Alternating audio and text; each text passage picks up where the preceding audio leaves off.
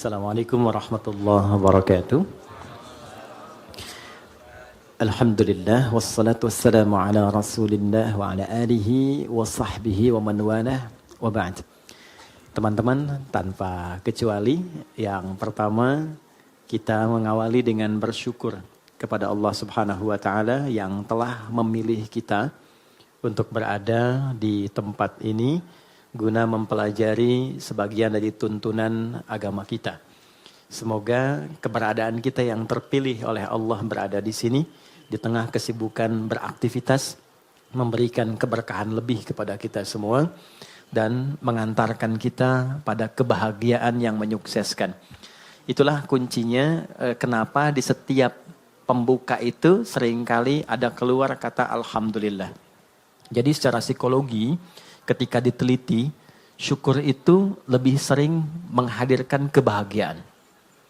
Nah, sekarang yang kurang dalam kehidupan itu seringkali adalah kebahagiaan. Dan kebahagiaan itu diingatkan oleh Allah itu 5 kali dalam sehari.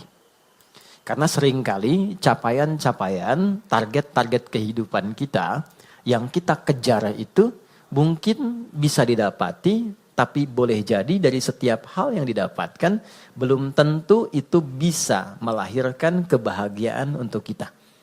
Nah, kesuksesan yang melahirkan kebahagiaan itu disebut dengan falah namanya. Falah.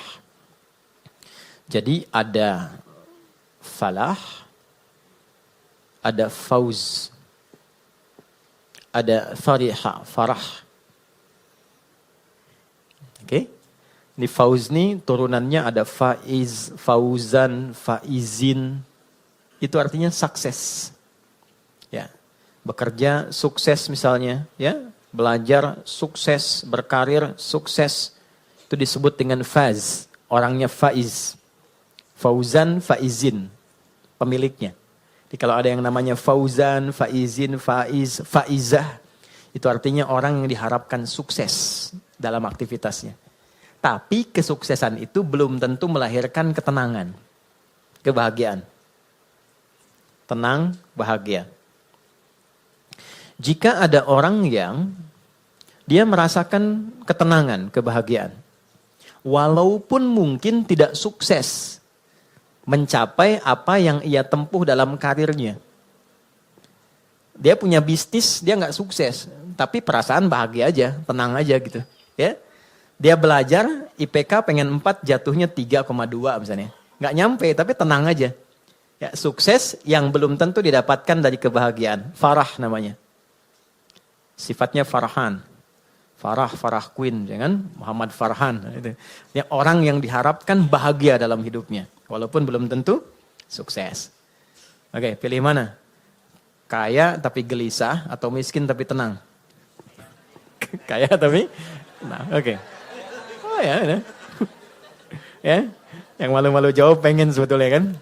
Oke, nah Allah tuh maha tahu. Jadi nggak harus ditanya, Allah tuh maha tahu. Sebelum dijawab sudah diharapan. Sebelum mimpi sudah dibangunkan.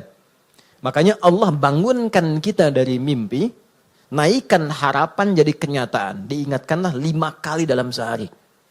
Ya kan? Padahal mandi aja 2 kali kan. Makan 3 kali. Tapi untuk sukses dan bahagia 5 kali diingetin. Gabungan 2 ini disebut falah namanya. Dan ini, pengingat ini, 5 kali ini tidak pernah berhenti dalam 24 jam. Diperdengarkan di telinga kita. Telinga bahasa Arabnya itu udhun. Jamaknya karena banyak yang punya telinga dijamakkan adhan. Adhan. Kenapa adhan disebut adhan? Karena inilah satu-satunya panggilan di muka bumi yang didengar oleh orang yang masih punya telinga dan pendengaran. Itulah rahasianya kenapa waktu azan itu ada perbedaan di setiap tempat. Coba, kita sekarang di Tanah Kusir misalnya kan. Geser dikit Tanah Abang. Beda kan waktunya kan? Terus Tanah Abang yang di Jakarta dengan Tanah Abang yang di Palembang beda waktu kan? Palembang ada Tanah Abang juga kan? Ada, beda.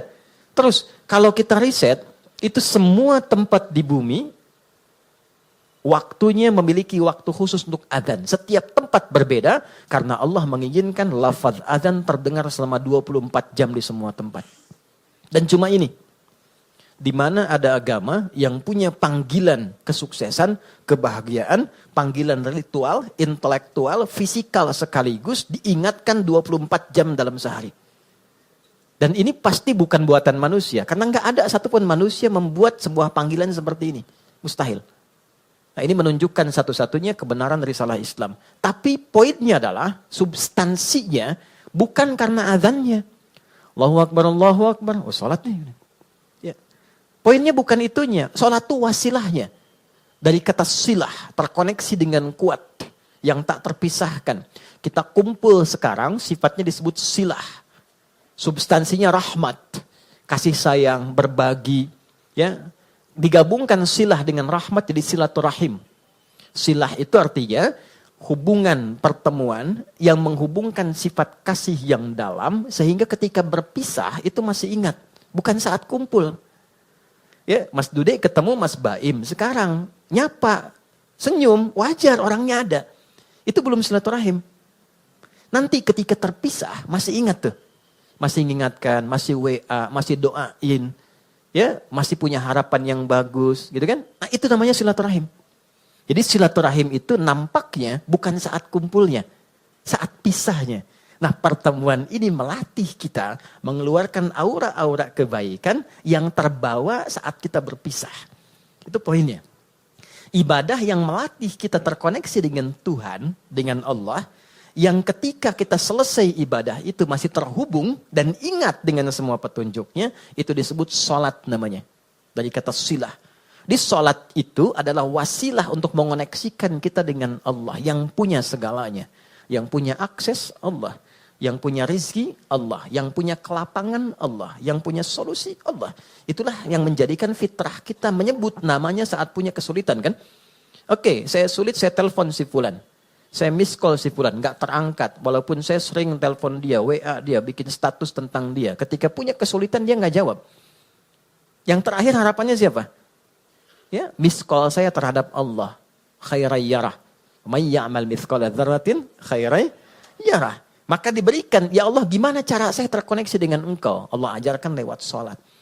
Nah, sholat itu hakikatnya adalah wasilah yang mengantarkan kita pada pemberian Allah. Pemberian itu 5 nanti. Makanya sholatnya kenapa 5 waktu? Karena 5 ini yang kita butuhkan dalam kehidupan. Dan puncak yang 5 ini adalah falah. Falah. Ketenangan kita butuhkan. Makanya di rumah tangga kan yang pertama tenang dulu, sakinah. Mawadah itu nyusul setelah sakinah. Mawadah itu kan harta yang berlimpah, yang membuat kita nyaman beraktivitas. Ya kan? Mau jalan, ada kendaraan. Di rumah mau ke toilet, nyaman. Mau sholat, enak. Mau tidur, enak. Itu mawaddah namanya. Tapi mawaddah tanpa sakinah, hampa. Dan sholat, faidah pertamanya adalah melahirkan ketenangan. Makanya orang itu kalau sholat, yang didapatkan pertama itu bukan jawaban doa. Tapi tenang. Saya ulang ya. Orang kalau sholat, kan doa kan? Dalam ruku doa, dalam sujud doa, berdiri dia berdoa. Tapi yang Allah berikan pertama kali bukan jawaban doanya. Yang Allah berikan pertama kali adalah ketenangan yang dihunjamkan pada jiwanya. Makanya baru wudhu aja, aura kita sudah berbeda. Nanti baru berdiri ke tempat sholat saja, rasa sudah lain. Begitu mulai bertakbir, ketenangan hadir. Walaupun kadarnya beda-beda, tapi kita tidak bisa tolak bahwa ada ketenangan berbeda yang kita rasakan gelombangnya saat sholat yang tidak dirasakan di tempat lain. Ya, makanya tempat sholatnya disebut musolla. Musolla itu tempat sholat. Tapi nggak pakai hak di ujungnya ya. Ya, musolla, gini, musolla ini, ya, atau tulisnya musalla, begini. Ya, kalau pakai hak, musollah begini, tempat orang disolatkan. Oh, oke. Anda bikin di sini musollah, tempat disolatkan tuh. Ya. Oke, musollah, tempat sujudnya, di situ kita sujud, kalau diperluas namanya masjid. Masjid itu tempat sholat, intinya kan begitu kan? Coba, masuk masjid dengan masuk rumah sendiri, masuk masjid dengan masuk ruangan kerja, lain gak rasanya? Ada ketenangan tersendiri kan? Ya kan? Ada gelombang yang berbeda ya. Ya? Kenapa? Karena di dalamnya ada amalan pokok sholat. Tempatnya aja udah beda. Masuk tenang, Sholat 2 rakaat, duduk, belum ngapa-ngapain. Bisa ngantuk Pak, saking tenangnya. Tidur aja kan? Oke, itulah ketenangan yang Allah berikan pertama kali. Ya, kenapa kita sholat?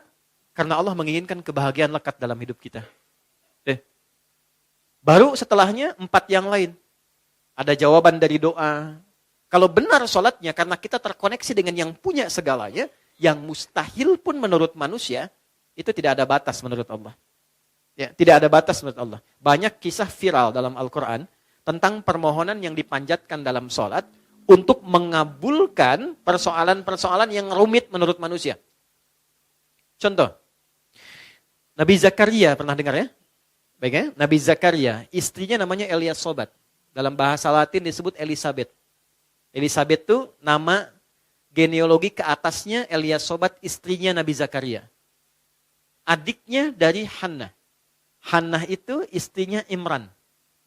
Imran dengan Hannah menikah, kemudian mengandung Hannah, Maryam. Dalam kandungan Imran meninggal.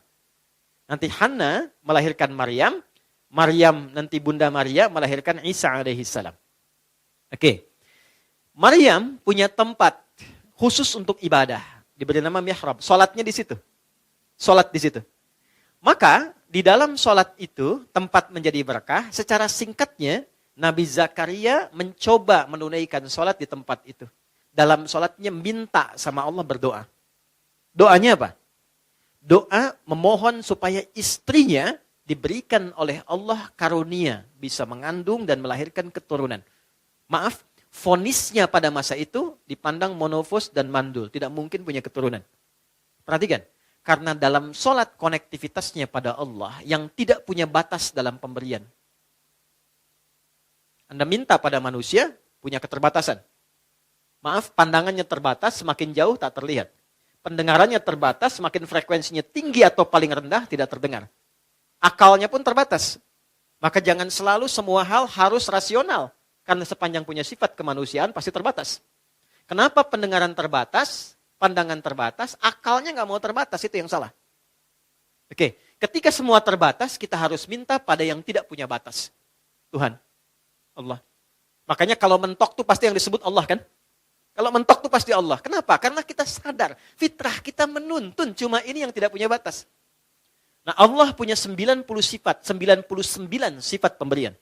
Allah punya 99 sifat pemberian disebut dengan Asmaul Husna. Quran surah 17 di ayat 110. 99 ini adalah nama khusus sesuai dengan kebutuhan kita. Jadi nggak harus semua dibaca.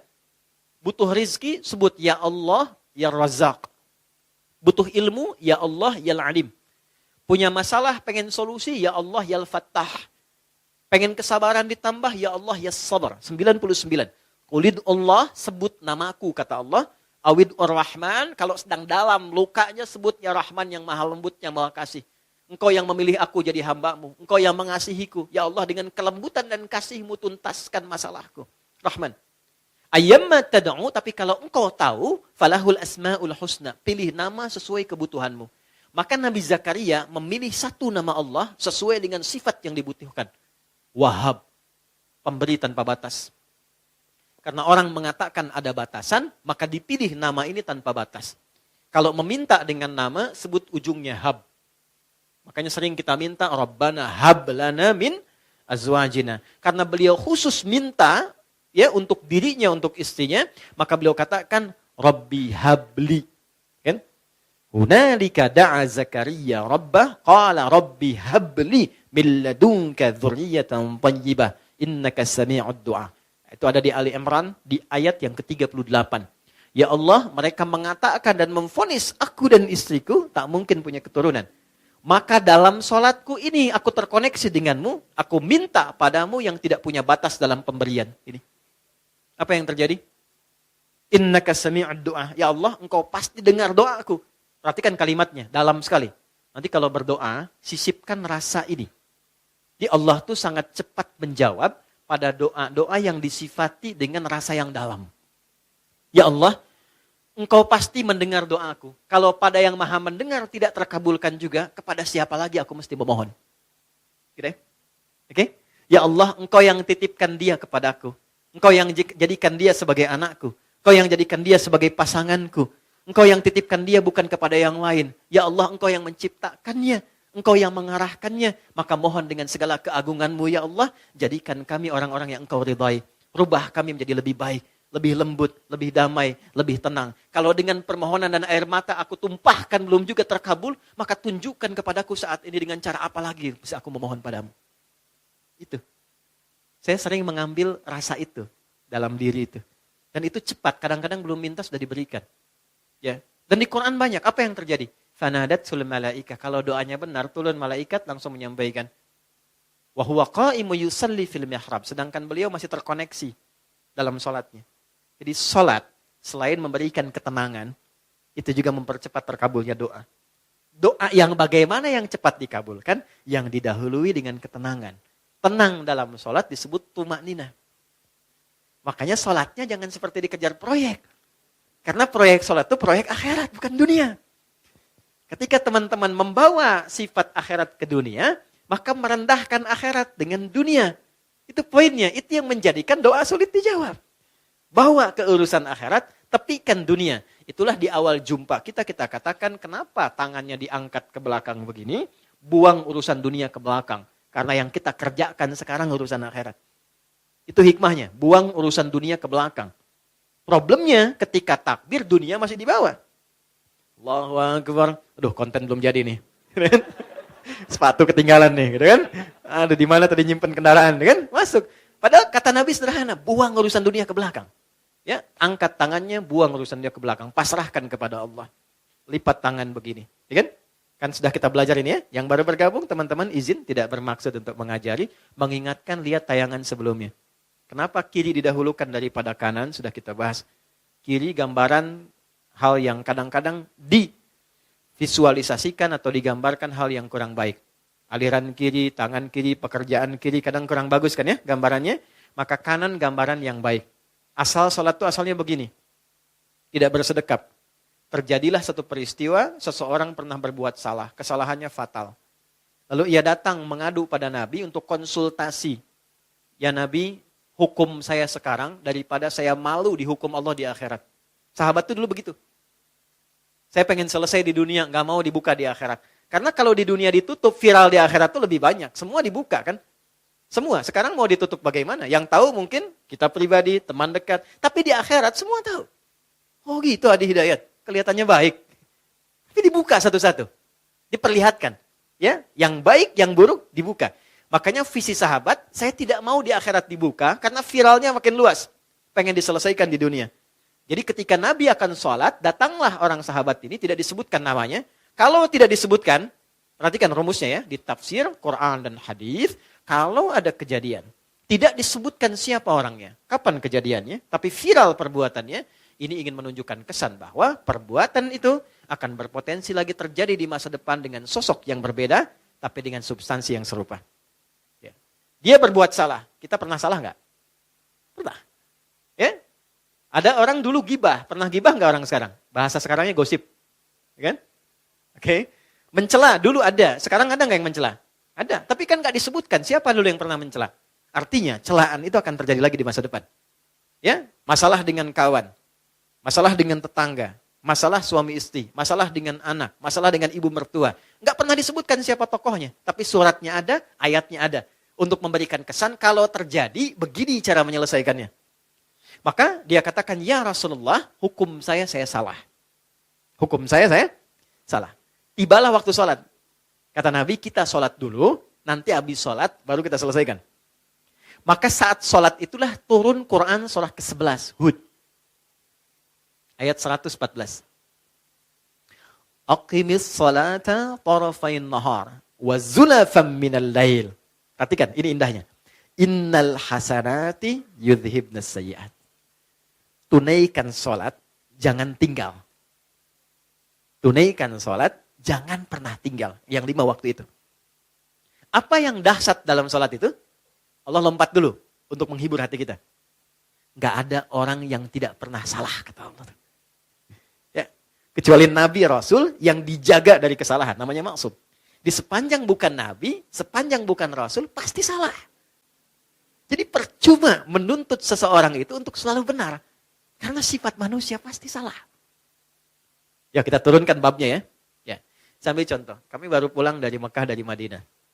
Terus kita belajar tuh di pelataran Masjid Nabawi, Masjidil Haram. Saya tarik sedikit aja ya. Tarik sedikit aja.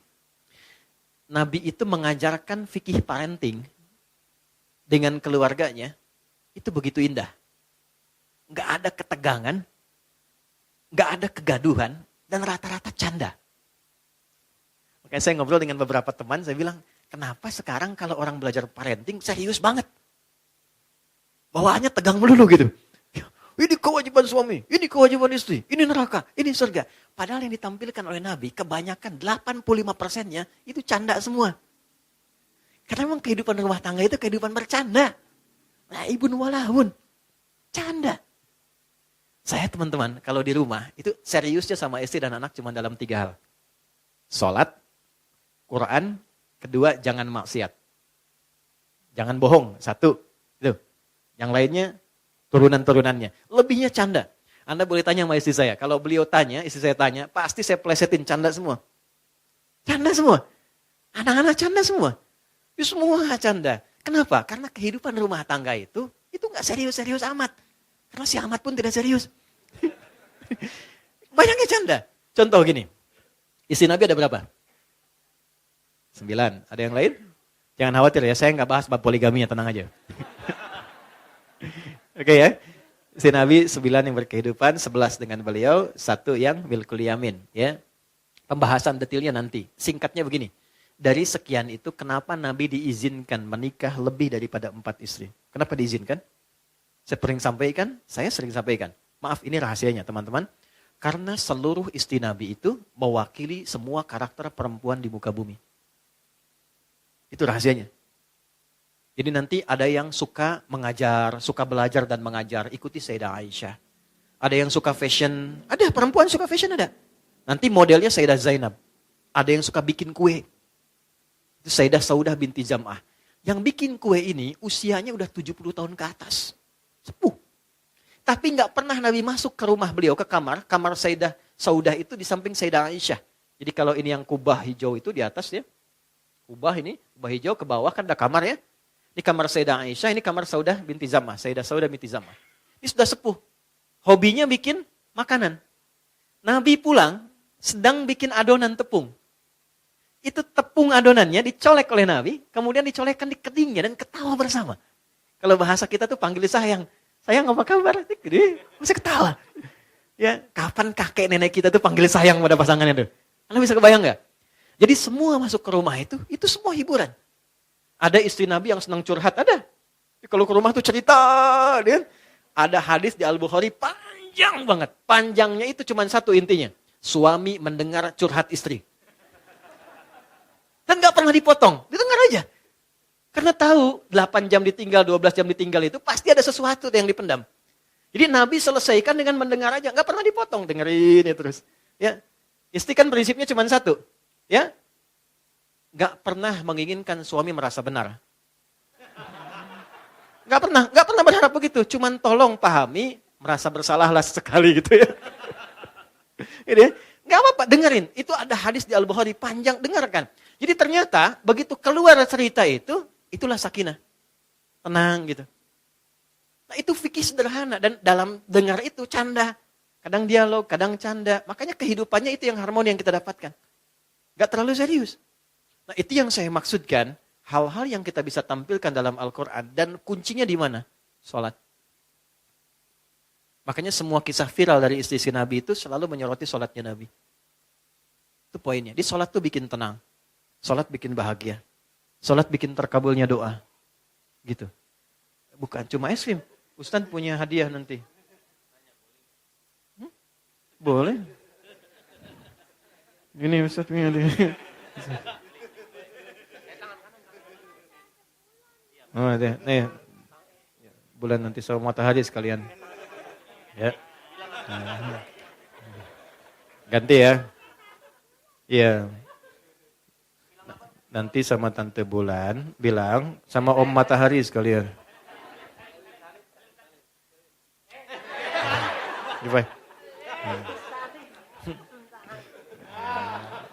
Alhamdulillah. Alhamdulillah. Anak gak jauh dari bapaknya.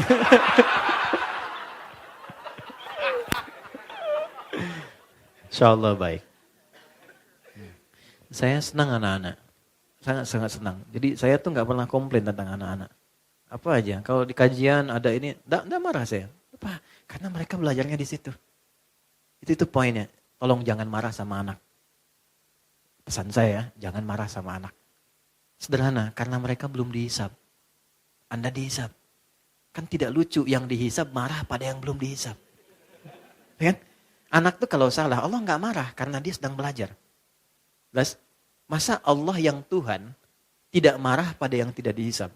Kita yang bukan Tuhan marah pada yang tidak dihisab dan kita dihisab. Gitu. Jadi kalau anak itu ada sesuatu yang berbeda, yang pertama dilakukan istighfar dulu. Karena anak hanya mendengar dan melihat apa yang dia lihat dan dia dengar. Lalu setelah itu mohonkan kepada Allah kebaikan. Biasanya kalau orang tua itu sudah memulai dengan kebaikan, itu langsung anak tanpa diminta jadi baik. Itu rumus. Jadi kalau pengen anak itu soleh, kuncinya satu. Orang tuanya memperbaiki diri menjadi baik. Itu langsung gak diminta jadi baik. Itu udah pasti. Rumusnya udah begitu. Ayatnya banyak di Quran. Ya. Naik sini lagi. Ini sholat.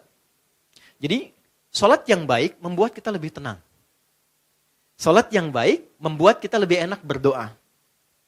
Sholat yang baik membuat kita, nah ini yang terakhir. Lebih dekat pada kesuksesan dan kebahagiaan.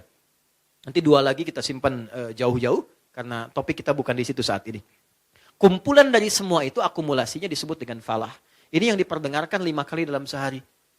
Jadi ketika muadzin memperdengarkan hayya 'alas shalah, hayya 'alas shalah, Anda tanya kenapa sih mesti sholat? Itu sebelum bertanya, Allah langsung jawab lewat suara muadzin itu.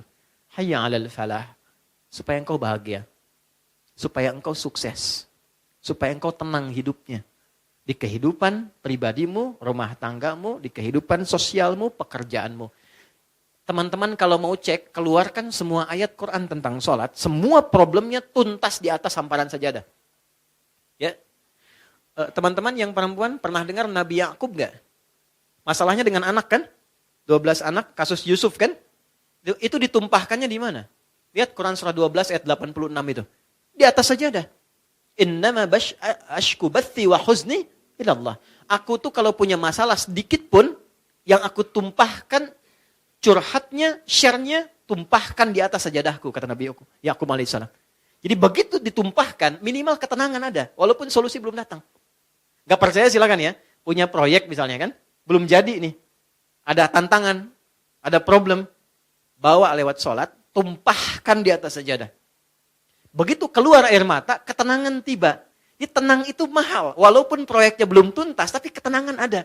Nah dengan tenang itu ada kejernihan berpikir, kadang-kadang muncul ide baru dengan proyek yang baru yang menutup apa yang telah kita resapi sebelumnya. Di rumah tangga juga begitu. Kalau ada masalah, curhatnya Allah sudah bentangkan di Quran. Curhatkan kepadaku. Itu bahasa Quran. Karena yang paling aman itu yang ini. Yang menguasai kita. Tumpahkan ke sini. Minimal kalau belum datang solusi, ada ketenangan. Jadi lebih damai. Nanti kalau sudah damai, ditutup masalahnya dengan kita, walaupun belum selesai dengan orang lain. Tapi kita sudah tenang. Jadi kalau muncul masalah baru, sudah ada perisainya. Sudah tenang, sudah enak, sudah damai. Nanti solusi pelan-pelan akan dituntun. Jelas? Halo, kenapa sedih begini? Naik ya? Nah, ini poinnya. Nah pertanyaannya adalah, apakah semua orang yang sholat sudah mendapatkan poin ini? Dulu orang sholat dengan gerakan yang sama, bacaan yang sama, nabi yang sama, bacaan-bacaan ayat dan surat yang sama, mereka meraih apa yang dijanjikan oleh Allah dari semua manfaat sholat. Kita punya gerakan yang serupa, bacaan yang sama, Qur'annya sama, nabinya sama, hadisnya sama. Kenapa? Standar yang telah Allah tetapkan dalam Quran belum maksimal kita raih. Cuma 2 jawabannya seperti yang pernah kita ulas. 1, ini bahasa Quran. Kebanyakan orang yang sholat, 1, ini bahasa Quran, boleh jadi belum khusyuk dalam sholatnya. 2, boleh jadi sebagian dari orang yang sholat itu, ini poinnya, tidak paham, tidak mengerti apa yang dibaca dan dilakukan dalam sholatnya. Jadi hanya formalitas secara fikih saja. Fikih itu gini, fikih itu menggugurkan kewajiban. Jadi tidak ada tuntutan mesti paham dalam sholat. Kalau kita bacakan benar secara rukun, benar kemudian secara panduan, awal sampai akhir, keguguran dari kewajiban selesai. Artinya kewajiban selesai ditunaikan. Nggak ada dosa. Tapi kalau kita paham, kenapa mesti takbir? Kenapa kakinya begini? Kenapa tangannya begini? Kenapa doanya ini? Nanti dapat tambahan keberkahan namanya. Namanya hikmah. Hikmah dari sholat itulah yang menuntun kita mendapatkan poin-poin tadi.